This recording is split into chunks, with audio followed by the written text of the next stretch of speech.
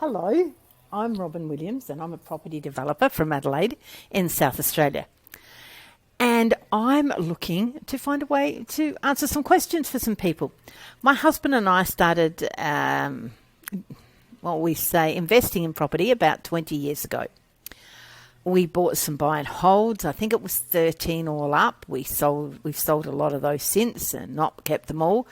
We bought overseas. We built and bought interstate. I've since moved on to do property development. We've done developments, residential developments. We've sold with plans and permits. We've built houses. We've done multi-lets too when we were doing rentals. And what else have we done? We sold house and land. We've sold land and subdivided. Just to give you a little brief background of the knowledge that I've obtained over the years. So I thought, other than financially, which is something my husband and I already do, I thought there might be another way to help out. So maybe answer some questions that people have. So questions from a real person. Normally we just Google the answers. So questions from my experience and my knowledge. I am not an accountant. I'm not an expert. I'm just telling you what I've learned along the way. So I hope this can be helpful. So I Googled what some of the main questions are. And please, if you want more information, this will be on my YouTube channel. Just email.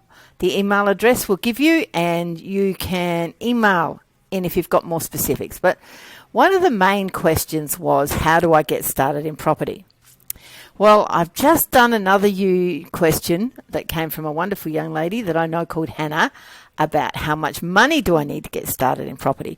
So what's the first thing you need to do is what they said actually. And my answer would be you need to find out how much money you can afford, depending on what you plan to do. So you can look on the YouTube channel for the other one of how much money do I need to get started in property. But let's assume you've sought out from this, how do I get started? Now I know how much money I've got. Okay, so you get started by looking for a property. Now, are you looking for a property for you to live in?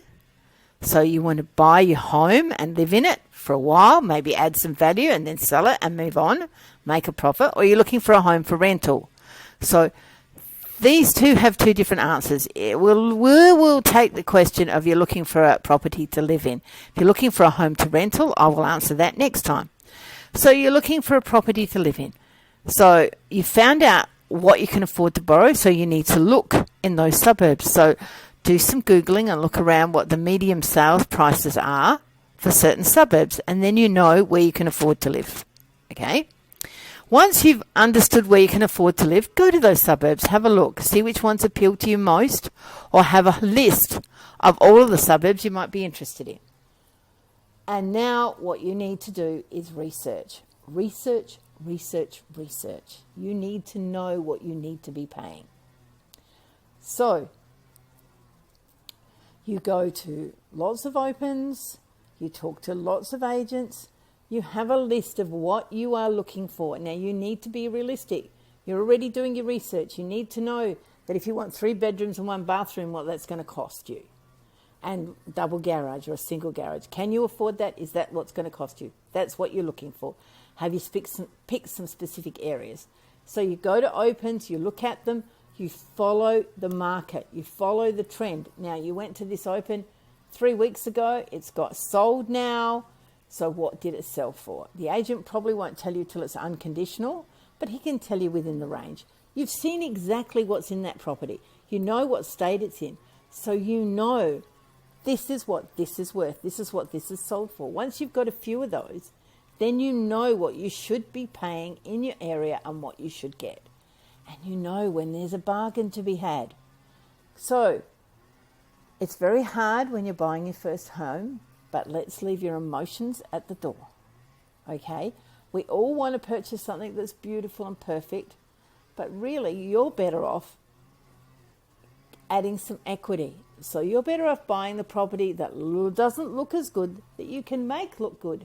So you've added the equity and you've added the value to the home.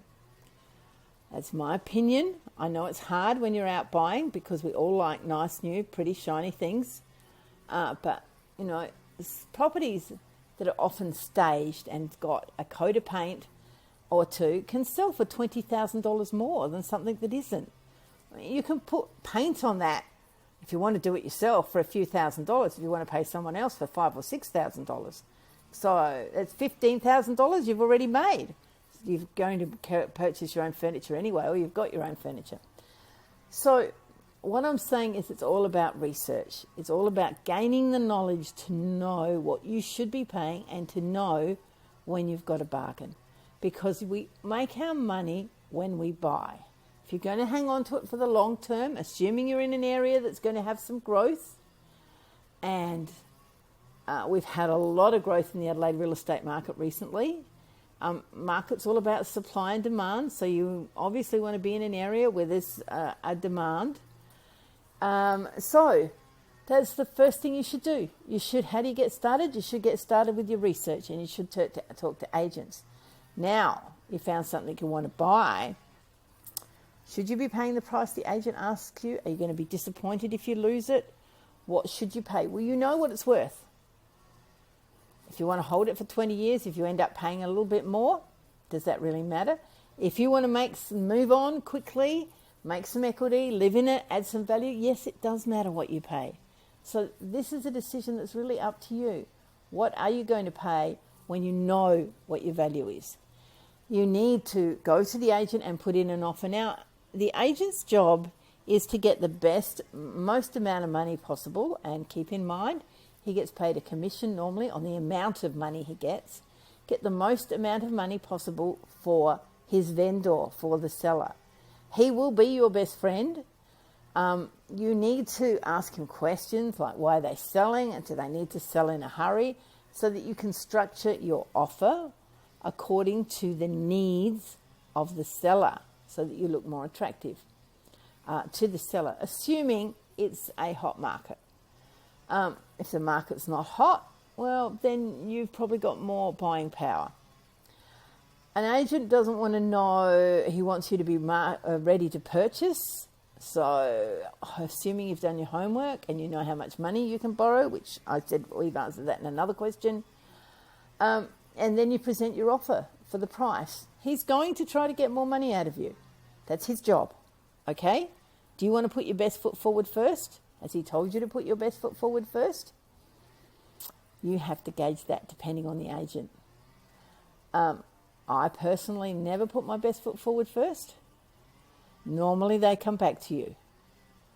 But you need to sort of figure that one out. I know that's a bit hard. So you can be perfectly frank. If you put your best foot forward first, let's say you do it on a Wednesday and they're going to open again on Saturday, this agent will be telling other people that they have offers already around this price. He won't quote the exact amount, but he'll be telling them they've got offers already around this price. So they'll be using your offer to up the price if you can. So always put a time frame, preferably put it at the beginning of the week. Have your time frame for about 2 days or 3 days or so that they can't go to another open and then start telling people. They'll still call around and say, we've got offers. Do you want to put your offer in? So they'll still do that. And don't be disappointed. It's a long game, okay? You might have to put in 10, 15, 20 offers, especially in a hot market first. It's a house. I know it's going to be your home. Enjoy the process. Put it all down for a learning curve. Don't get frustrated. Have some fun. Depending on the market, it might be easier or it might be harder. Good luck. If you've got any specifics, please ask me and I'll do my best to address them. Thank you and goodbye.